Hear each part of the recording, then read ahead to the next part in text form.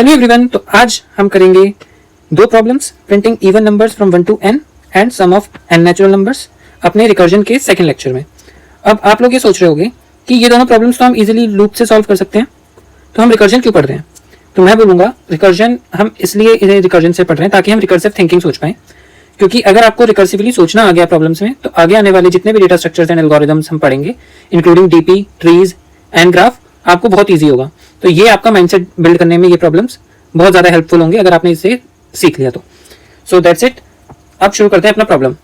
हमारा क्वेश्चन है printing even numbers from 1 to n। ठीक है, हमने एक सिमिलर प्रॉब्लम इसी तरह का लेक्चर नंबर 1 में सॉल्व किया था, जिसमें हमने 1 to n नंबर्स प्रिंट किए थे विदाउट दिस कंडीशन। आज हम इस कंडीशन के साथ प्रिंट करना सीखेंगे इवन नंबर्स को 1 to n। ठीक है, आज हम थोड़े से नए तरीके से भी समझने की कोशिश करेंगे कि कैसे सिस्टम चलता है। तो हर बार की तरह एग्जाम्पल से शुरू करते हैं। लेट्स से मैंने एक मेथड बनाया प्रिंट इवन, ठीक है, और मैंने इसमें पास कर दिया n equals to, let's say मैंने पास किया 6 पास कर देते हैं। ठीक है, अब ये प्रिंट इवन मुझे क्या करना चाहिए? इसे प्रिंट करना चाहिए 1 to n के बीच के इवन नंबर्स प्रिंट करेगा, 2, 4, 6 ये प्रिंट करना चाहिए। ठीक है, अब अगर मान लो मैंने प्रिंट इवन कॉल किया n इक्वल्स टू 8 के लिए, तब क्या प्रिंट करना चाहिए? आंसर होगा 2, 4, 6, 8। सिमिलरली अगर मैं प्रिंट इवन 10 के लिए बोलता हूं, तब क्या प्रिंट करना चाहिए? इसे प्रिंट करना चाहिए 2, 4, 6, 8, 10। राइट, तो क्या मैं ये बोल सकता हूं जो मेरा प्रिंट इवन 10 का आंसर होगा वो प्रिंट इवन 8 का आंसर प्लस एक प्रिंट स्टेटमेंट 10 की। मैं इसे अलग से 10 की जगह प्रिंट स्टेटमेंट लिखता हूं तो ज्यादा क्लियर होगा आपको। एक प्रिंट स्टेटमेंट 10 की, क्या ये बात की सेंस बनती है? क्योंकि यहां तक का आंसर तो मेरा प्रिंट 8 का ही था, प्रिंट इवन 8 का, मैंने 10 के लिए इसे ऐड कर दिया। सिमिलरली अगर मैं इसे 8 के लिए बोलूं तो 8 के लिए ये आंसर प्रिंट इवन 6 का प्लस प्रिंट स्टेटमेंट 8 हो गई, है ना। अगर मैं प्रिंट इवन 8 की बात करूं तो ये क्या है? बेसिकली 10 के लिए आप 8 को कॉल कर रहे हो, ये रिकर्शन ही तो है ना। मैं इस टाइप से आपका इंट्यूशन बिल्ड करना चाह रहा था कि आप ऐसे सोच सकते हैं रिकर्जन को कि अगर आपको 6 का आंसर अगर आपको पता है तो आप 8 का आंसर निकाल सकते हो सिंपली। राइट, तो ये तो इंट्यूशन बिल्डिंग की बात हुई। अब हम क्या करते हैं, हमने जिस तरह लास्ट टाइम प्रॉब्लम बिल्ड किया था उसी तरह से सॉल्व करेंगे। अब मैं आपसे बोलता हूँ, एक लेट्स से मैंने कॉल किया एक फंक्शन प्रिंट इवन 6 ही ले लेते हैं। ठीक है, और इसका आंसर हमें पता है क्या होगा? 2, 4, 6। लेट्स से 8 ले लेते हैं, 6 में 3 ही प्रिंट होंगे। थोड़ा सा अच्छा सा एग्जांपल लेते हैं, बड़ा समझने में इजी होगा। तो लेट्स से ये प्रिंट इवन 8 मुझे कॉल करना था। ठीक है, अब हम क्या करेंगे, एक टेबल बनाएंगे। टेबल में लिखेंगे कॉल फेज, ये सब मैंने आपको बता रखा था, base condition, work, current state लिख देते हैं हम, या फिर स्टेट बस लिख देते हैं करंट स्टेट की जगह। ड्यू टू स्पेस कंस्ट्रेंट मैं सिर्फ स्टेट लिखूंगा। ठीक है, और लिख देते हैं रिटर्न फेज, ये कौन से फेज में है। ठीक है, रिटर्न फेज इसका भी ट्रू है कि नहीं। ठीक है, हम बिल्कुल स्टेप बाय स्टेप बनाएंगे। इस टेबल को फिल करेंगे किसके लिए? प्रिंट इवन 8 के लिए। ठीक है, ये मैंने इधर से कॉल किया। जब आपने प्रिंट इवन 8 कॉल किया तो कॉल फेज में क्या गया होगा? ये मेथड गया होगा प्रिंट इवन 8। ठीक है, अब ये देखते हैं कि इसकी बेस कंडीशन क्या होनी चाहिए। हमें कहां पर रुक जाना है? 2 के बाद क्या आएगा? 0 आएगा, है ना। 8 - 2 6, 6 - 2 4, 4 - 2 2, 2 - 2 0। हर दो इवन नंबर्स के बीच में 2 का गैप है, तो 2 के बाद क्या आएगा? 0 आएगा। तो बेस कंडीशन मेरी क्या होनी चाहिए? पहले बेस कंडीशन के बारे में सोच लेते हैं कि अगर मेरा n की वैल्यू 0 है तो मुझे कुछ नहीं करना, मुझे रिटर्न कर देना है। ये है मेरी बेस कंडीशन। ठीक है, तो क्या प्रिंट 8 के लिए बेस कंडीशन मेरी ट्रू है? नहीं, अभी तो मेरे n की वैल्यू 8 है, 0 तो नहीं है, तो इसके लिए आंसर है नो। ठीक, अब क्या इसे वर्क अभी करना है? हमें तो प्रिंट 2 से करवाना है ना। हमारा जो आउटपुट है वो तो 2 4 6 8 है, ना कि 8 4 6 2, है ना। 2 4 6 8 है, तो अभी तो आपको काम नहीं कराना। आपको क्या करना है? आपको पहले पीछे से काम करवाते हुए आना है, आपको लास्ट में अपना इनपुट ऐड करना है, जैसे आप यहाँ पर कर रहे थे। राइट, प्रिंट 8 के लिए आपको क्या करना है? पहले 6 तक का पूरा आंसर चाहिए, उसके बाद आपको 8 करना है। तो यही हम करेंगे। अभी हम वर्क कर रहे हैं? नहीं, अभी हम वर्क नहीं कर रहे। अभी आपकी स्टेट क्या है? पहले जब आपने कॉल किया होगा तभी रनिंग स्टेट में था, बट जब आप अभी काम नहीं कर रहे, अब आपको पहले के काम की नीड है, तो ये हो गया पॉज स्टेट में। ठीक है, हम 3 स्टेट यूज करेंगे, P मतलब paused, C for completed and R for running. ठीक है, इसका ध्यान रखेंगे, अच्छे से इस टेबल को फिल करेंगे, आपको इसके बाद रिकर्जन में कभी प्रॉब्लम नहीं होगी। इसे बस आप पेशेंस के साथ देखना, आपको जरूर समझ आएगा। अब क्या ये रिटर्न फेज में है? नहीं, अभी तो जस्ट कॉल ही कर रहा है, नहीं, तो ये रिटर्न फेज में नहीं है। अब इसने क्या किया, इसने वर्क नहीं किया, बेस कंडीशन ट्रू नहीं थी, तो क्या करेगा, कॉल करेगा।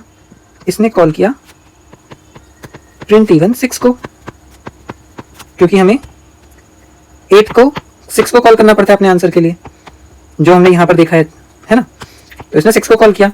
अब क्या 6 के लिए बेस कंडीशन ट्रू है, तो 6 को जब इसने कॉल किया तो इसकी स्टेट क्या होगी, अभी रनिंग स्टेट में होगी। मैंने इसे R लिख दिया। इसके लिए बेस कंडीशन ट्रू है, नहीं है। क्या मेरा आंसर 6 से शुरू हो रहा है, नहीं, तो बेस कंडीशन तक नहीं जाएगा, तो अभी भी वर्क नहीं करेगा और अभी भी रिटर्न फेज में नहीं है। ठीक है, फिर ये किसको कॉल करेगा, 6 के लिए मुझे आंसर चाहिए 4 का, तो इसने कॉल किया print even 4।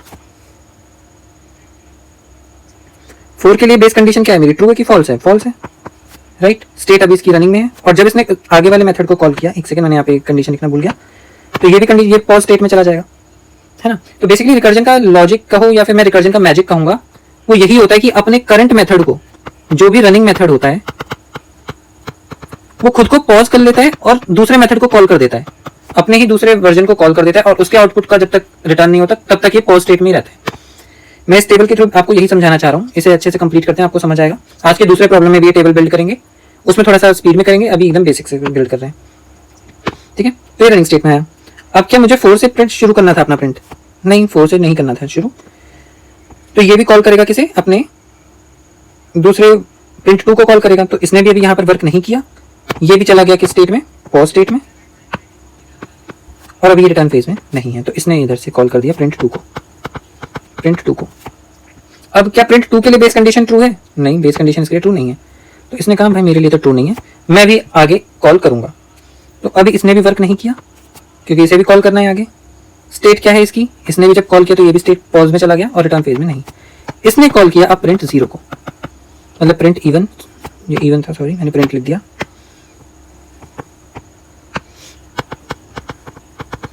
Print even 2 and print even 0, right. इसने इसे कॉल किया। अब इसके लिए बेस कंडीशन हो गई ट्रू। अब जैसे ही बेस कंडीशन ट्रू हुई ना, ये वर्क करेगा, इसकी स्टेट होगी कंप्लीटेड, ठीक, और ये रिटर्न फेज में चला जाएगा ट्रू। तो इसने सीधा कर दिया रिटर्न, ठीक है, मैंने कर दिया अपने आप को रिटर्न। तो अब ये जैसे ही ये कंप्लीट हो गई इसकी स्टेट, तो ये क्या होगा, रिकर्जन, ये जो हमारा कॉल स्टैक होता है रिकर्जन का, उससे एविक्ट हो जाएगा, उससे पॉप हो जाएगा, तो ये हमारे मेमोरी में नहीं होगा अभी मेथड। अब हम आगे रिटर्न फेज से 2 पे, तो ये क्या रिटर्न फेज में है, हाँ है, तो पहले रिटर्न फेज इसका ट्रू हो गया, ठीक है, वाई मतलब यस, ये रिटर्न फेज में आ गया। अभी तक इसने काम नहीं किया था, तो अब ये कहेगा क्या मुझे 2 से शुरू करना था, हाँ मुझे 2 से शुरू करना था, मैं 2 पर ही आ गया हूँ, तो चलो काम कर देते हैं। तो इसने प्रिंट कर दिया होगा 2, इसने प्रिंट कर दिया होगा 2, और इसने काम कर दिया। मैं ये वाई ये नहीं लिखता, वाई मतलब इसने 2 प्रिंट कर दिया, ठीक है, ये हमारे आंसर में भी आ गया। अब रिटर्न फेज में आ गया था ये, अब ये वापस जाएगा, और इसकी स्टेट क्या होगी, इसने अपना काम कंप्लीट कर लिया तो कंप्लीटेड, ये भी C फॉर कंप्लीटेड है, और ये पीछे आ गया। सिमिलरली ये नेक्स्ट मेथड भी क्या होगा, रिटर्न फेज में जाएगा, ठीक है। अब ये कहेगा 2 ने प्रिंट कर लिया, 2 ने प्रिंट कर लिया, 2 के बाद क्या प्रिंट करना था, 4, ये 4 ही है, तो इसने कहा था ठीक है मेरे पीछे वाले ने काम कर दिया है, तो मुझे भी काम करना पड़ेगा। इसने कर दिया y, इसने प्रिंट कर दिया 4, और इसने भी अपना स्टेटस कर लिया कंप्लीट, कि मैंने भी अपना काम कंप्लीट कर दिया है, ये चला गया, इसने भी पीछे कॉल कर दिया। अब इसने क्या बोला, 6 ने कहा पहले तो मैं रिटर्न फेज में आ गया, सबसे पहली चीज ये हुई, ठीक, मैं रिटर्न फेज में हूँ, क्या मेरे से आगे वालों ने काम कर दिया है, हाँ 4 8 4 2 0 2 सबने अपना काम कर दिया है। अब 6 कहेगा ठीक है मुझे भी अपना काम करना पड़ेगा, यहाँ पर हमारा वर्क हो गया, इसकी भी स्टेट हो गई क्या हमारी, कंप्लीट, स्टेट कंप्लीट, ये भी पीछे गया रिटर्न फेज में, ये रिटर्न फेज में गया, इसने भी इधर ट्रू हो गया, ये रिटर्न फेज में, इसने भी अपना काम किया, इसने भी 8 प्रिंट किया, इसने यहाँ पे 6 प्रिंट कर दिया होगा, इसने अपना वर्क किया, और इसकी भी स्टेट क्या होगी, C फॉर कंप्लीटेड होगी। तो इसने हमें आउटपुट क्या दिया, पहले प्रिंट सबसे पहले क्या होता है, पहले सबसे पहले 2 ने काम किया था, फिर 4 ने, फिर 6 ने, फिर 8 ने, तो हमारा आउटपुट क्या है, 2 4 6 8, ठीक है। आई होप आप सबको समझ आया होगा। ये टेबल मैंने काफी सोच समझ के बनाने की कोशिश करी थी, और अब इसका कोड लिख कर देखते हैं। ये इंट्यूशन आपको मैंने कमेंट में बताना आपको समझ आया कि नहीं। मैं एक बार बताता हूँ कि प्रिंट 8 के लिए आपको किसकी नीड थी? प्रिंट 6 की प्लस एक प्रिंट स्टेटमेंट 8। इसी तरह प्रिंट 6 के लिए आपको किसकी नीड पड़ी? प्रिंट 4 की, और उसके बाद आप कर दोगे ऐड 6। सिमिलरली प्रिंट 4 के लिए आपको किसकी नीड पड़ती है? इसके लिए आपको नीड पड़ती है प्रिंट 2 की, प्लस आप उसमें 4 और ऐड कर देते हो। प्रिंट 2 के लिए आपको किसकी नीड पड़ रही? इसने बोला कि प्रिंट 0 की प्लस 2 में ऐड कर दूंगा अपना। ये हो गया बेस कंडीशन, ये कुछ भी काम नहीं करेगा, तो ये खाली था, 2 प्रिंट हुआ। प्रिंट 2 की वैल्यू क्या आई? यहाँ से देखो प्रिंट 2 की वैल्यू 2 आई, तो इधर से इसने हटा के इधर आ गया 2, तो 2 4 प्रिंट हो गया। अब प्रिंट 4 की वैल्यू क्या है हमारे पास? 2,4। प्रिंट 4 की वैल्यू यहाँ पर आ गई 2 4, तो ये 3 प्रिंट हो गए। और जब प्रिंट 6 के आगे हम जाएंगे तो यहाँ पर हो गया 2 4 6 8, तो ये आपका लास्ट में प्रिंट हो गया है ना। तो यही हमने करने की कोशिश करी थी। आई होप आप सबको समझ आया होगा। ठीक है, अब इसका कोड लिख के देखते हैं कि कोड हम कैसे लिखेंगे। बहुत ही सिंपल सा कोड होता है, रिकर्जन की यही ब्यूटी है, इसमें दिमाग ज़्यादा लगता है और कोड कम। तो हम लेने लिखते हैं प्रिंट इवन, ये क्या लेगा? एक इंटीजर लेगा n। ठीक है, हम क्या करेंगे? बेस कंडीशन लिखेंगे। अगर मेरा n 0 के इक्वल हो गया तो हम क्या करेंगे? आप सिंपली रिटर्न कर देंगे। ठीक है, एल्स आप क्या करोगे? अब देखो, पहले आपको क्या करना था? पहले आपको, मैं ऊपर से पहले आपको कॉल करना है, उसके बाद प्रिंट करना है, यही हमने दिखा था ना। तो हम पहले क्या करेंगे? पहले कॉल करेंगे अपने से पीछे वाले इवन को, उसके बाद करंट को करा देंगे प्रिंट और खत्म कर देंगे। तो ये मेथड आपका हो गया कंप्लीट। आई होप आप सबको समझ आया होगा। कोई भी डाउट हो आपको तो प्लीज पूछना, कमेंट सेक्शन आपके लिए खुला हुआ है। आप जो भी डाउट पूछोगे I will be more than happy to answer you. ठीक है, तो फर्स्ट प्रॉब्लम तो हमने सॉल्व कर लिया। ओके, सो क्विकली मूव करते हैं अपने नेक्स्ट प्रॉब्लम की तरफ। नेक्स्ट प्रॉब्लम हमारा क्या था? सम निकालना था हमें, सम ऑफ एन नेचुरल नंबर्स। अब इस क्वेश्चन की ब्यूटी ये है कि आप इसे, फॉर एग्जांपल चलो मैं आपको समझा देता हूँ। लेट्स से n की वैल्यू मैं ले लेता हूँ 5। अब आप चाहो 5 + 4 + 3 + 2 + 1 करो, या 1 2 3 4 5 करो, दोनों में आंसर सेम ही आएगा, है ना। दोनों का आंसर 15 ही आएगा जहाँ तक मुझे लग रहा है। 5 4 9, 9 5 10 14, यस सही है।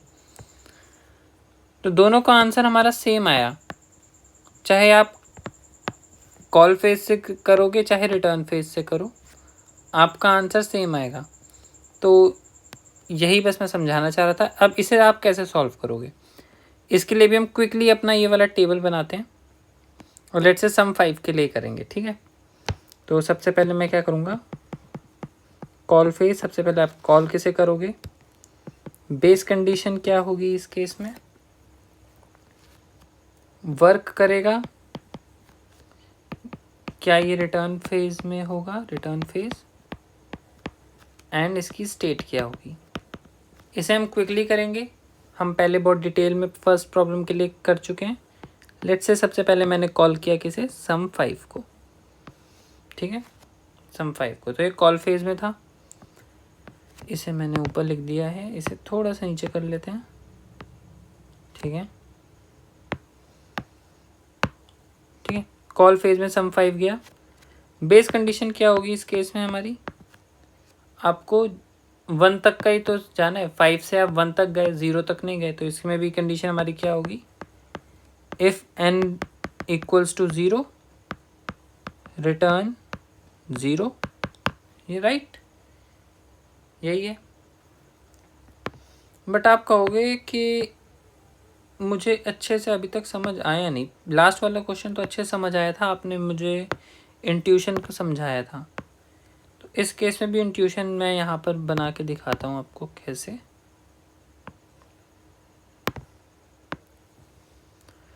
अगर आपको सम 5 चाहिए तो क्या होता है? 1 + 2 + 3 + 4 + 5, राइट। सम 4 क्या होता है?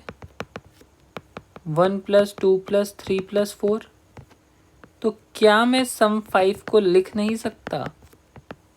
सम 4 + 5, है ना, सम 4 + 5 लिख सकता हूँ। या फिर मैं 5 प्लस सम 4 भी लिख सकता हूँ, है ना। 5 प्लस 1 2 3 4, बात तो बराबर ही है, चाहे 5 4 3 2 1 करो, चाहे 1 2 3 4 5 करो। इसलिए इस केस में आप चाहे कॉल फेज से करोगे चाहे रिटर्न फेज से करोगे, आंसर सेम आएगा। तो ये मैंने आपको इसका भी इंट्यूशन समझाया। अब हम आगे इसकी टेबल के लिए चलते हैं। तो आपने कॉल फेज में सम 5 को कॉल किया, बेस कंडीशन हमने यहाँ पर लिखी थी कि इफ़ मेरा n इक्वल्स टू 0 होगा, हम रिटर्न कर देंगे 0, क्योंकि 0 सम में क्या कंट्रीब्यूट करेगा, 0 तो सम में 0 ही कंट्रीब्यूट करेगा। तो बेस कंडीशन अभी इसकी फॉल्स है, मैं इसे n लिख देता हूँ। क्या इसने वर्क किया? हाँ, हम चाहें तो शुरू में भी वर्क करा सकते हैं, तो हम वर्क करा देते हैं। इसने 5 ऐड करा और क्या किया, अभी रिटर्न फेज में नहीं है। स्टेट क्या है, इनिशियली रनिंग थी, पर जब ये इसने आगे सम 4 को कॉल किया तो अब ये क्या हो गया, पॉज कंडीशन, पॉज स्टेट में चला गया। अब सम 4 रनिंग कंडीशन में है, ये अपनी बेस चेक करेगा क्या 4 के लिए ट्रू है, नहीं ट्रू नहीं है। वर्क करेगा, कर लेते हैं। इसने भी 4 ऐड करा सम में और क्या किया, कॉल कर दिया सम 3 को, क्योंकि बेस कंडीशन ट्रू नहीं थी तो ये आगे कॉल करना ही पड़ेगा इसे। तो इसने सम 3 को कॉल कर दिया और ये रिटर्न फेज में अभी नहीं है। सिमिलरली इसके लिए भी बेस कंडीशन ट्रू नहीं, इसने अपना काम किया, अभी ये रनिंग कंडीशन में था, पीछे वाला पॉज में चला गया होगा, हमने ध्यान नहीं दिया, हमें ध्यान देना चाहिए था। ठीक है, फिर क्या ये रिटर्न फेज में है, नहीं है। सिंस इसकी बेस कंडीशन फॉल्स थी तो इसे आगे से कॉल करना पड़ेगा खुद को ही, और इसकी कंडीशन क्या हो जाएगी, रनिंग स्टेट, ये भी पॉज में चला जाएगा रनिंग से। सिमिलरली अब हम कॉल करेंगे सम 2, क्या ये बेस कंडीशन ट्रू है, नहीं, इनिशियली रनिंग स्टेट में होगा। वर्क क्या करेगा, ठीक है वर्क करेगा, इसने 2 प्लस ऐड कर देगा। और रिटर्न फेज में है, नहीं, ये रिटर्न फेज में नहीं है। आते हैं सम 1 पर। सम 1 के लिए भी फॉल्स है, ये रनिंग कंडीशन में है, इसे हमने पॉज नहीं किया, इसे पॉज करते हैं। अब हम किस पर गए, ये रनिंग कंडीशन में था, इसने वर्क किया, हाँ ये वर्क करेगा, 1 प्लस ऐड कर देगा। अब रिटर्न फेज में है, नहीं है, इसने कॉल कर दिया सम 0 को। सम 0 के लिए ट्रू हुआ। सम 0 के केस में हम क्या रिटर्न करवा रहे हैं, 0 रिटर्न करा रहे हैं, तो इसने इसे क्या रिटर्न किया, इसने 1 प्लस 0 0 रिटर्न कर दिया। वर्क इसने क्या किया, हाँ इसने वर्क कंप्लीट करके अपना रिटर्न फेज में चला गया और इसे अपने कंप्लीट कर दिया। ठीक है, तो ये रिटर्न फेज में चला गया। ठीक, अब जब ये रिटर्न फेज में आया तो इसकी स्टेट क्या हो गई, अब इसकी स्टेट वापस रनिंग में हो गई और ये रिटर्न फेज में क्या हुआ, ट्रू हो गया। और इसने अपना वर्क तो कर ही लिया था, जब इसने अपना वर्क कर लिया तो ये सिंपली रिटर्न कर देगा इधर। तो इसने क्या रिटर्न करेगा, ये रिटर्न करेगा 1 प्लस 0। ठीक है, यहाँ तक हम आ गए। यहाँ तक आने के बाद अब जो हम इस पर आए, इसकी स्टेट हो जाएगी रनिंग, और सिंस ये अपने कॉल फेज और रिटर्न फेज से कंप्लीट कर चुका है तो इसका भी स्टेट हो जाएगी कंप्लीट। ठीक है, अब ये इस पर आएंगे हम सम 2 पर। सम 2 के लिए भी क्या है, ये रिटर्न फेज में आया, तो रिटर्न फेज के लिए पहले इसको रिटर्न फेज को ट्रू करते हैं। ये अपना वर्क ऑलरेडी कर चुका है तो ये क्या करेगा, ये भी सिंपल कंप्लीट होकर रिटर्न कर जाएगा। तो ये क्या हुआ, कंप्लीट हुआ और इसने रिटर्न कर दिया। ये क्या रिटर्न करेगा, ये पार्ट रिटर्न करेगा जो इसके पास है, 2 प्लस 1 प्लस 0 इसने रिटर्न कर दिया। अब ये क्या हुआ, इसने कहा ठीक है मेरे पास ये आया, मैं रिटर्न फेज में आ गया हूँ, इसने वाई किया, इसने अपना वर्क ऑलरेडी पहले कंप्लीट कर दिया था, तो ये भी अपने आप को कंप्लीट करेगा। अब इसके पास और कुछ नहीं है करने के लिए, तो इसने कंप्लीट किया और इसने रिटर्न कर दिया। ये क्या रिटर्न करेगा, इस पार्ट को रिटर्न करेगा। 3 + 2 + 1 + 0, ये इसे रिटर्न करेगा। जब आप सम 4 पर आए तो ये क्या करेगा, रिटर्न फेज में था, यस, तो ये रिटर्न फेज में ट्रू हो गया। स्टेट क्या करेगा, इसने काम कर लिया तो स्टेट कर देगा कंप्लीट। और क्या करेगा, जो ये पार्ट है ये रिटर्न कर देगा। तो जब ये इसे रिटर्न करा तो इसे मैं लिख देता हूँ, ये वैल्यू आएगी 10, ठीक है ना।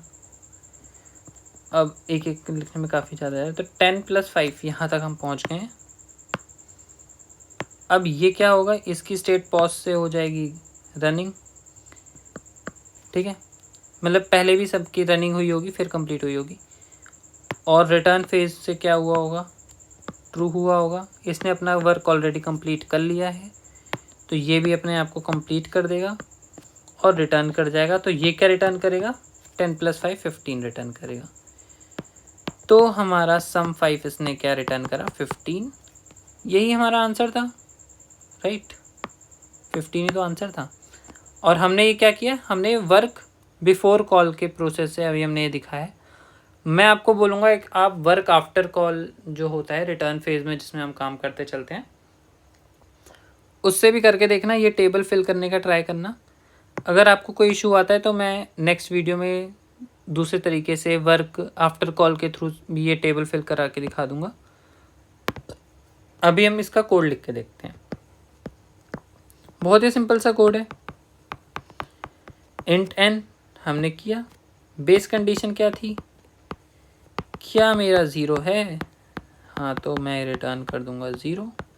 इसका रिटर्न टाइप क्या होगा, सिंस हमें इस बार सम रिटर्न करना है, कोई इंटीजर रिटर्न करना है तो इंट होगा, इसलिए हमने रिटर्न स्टेटमेंट में भी 0 लिखा। अब क्या करेंगे, अब सिंपली रिटर्न करेंगे जो भी इंटीजर n है प्लस सम ऑफ n - 1। ये किस केस का है, वर्क किया आपने बिफोर कॉलिंग, तो क्या है, वर्क बिफोर कॉल का। और अगर आपको वर्क आफ्टर कॉल का है, मैं दूसरे कलर से अगर आपको लिख के दिखाऊं तो उसके लिए आप क्या लिखोगे, ये वर्क आफ्टर कॉल के लिए मैं रेड से लिख रहा हूँ, सम ऑफ n - 1 + n। दोनों से आपका सेम ही आंसर आएगा, बट ये होगा आपका वर्क बिफोर कॉल और ये होगा आपका work after call. I am very sorry for my bad hand writing. I hope आपको समझ आ रहा होगा। तो that's it from this video. I hope आपको समझ आया होगा। अगर आपको कोई भी डाउट हो तो प्लीज़ कमेंट सेक्शन में मेंशन करना, मैं आपको ज़रूर एड्रेस करूँगा आपके डाउट को। So that's it from my side. Thank you very much.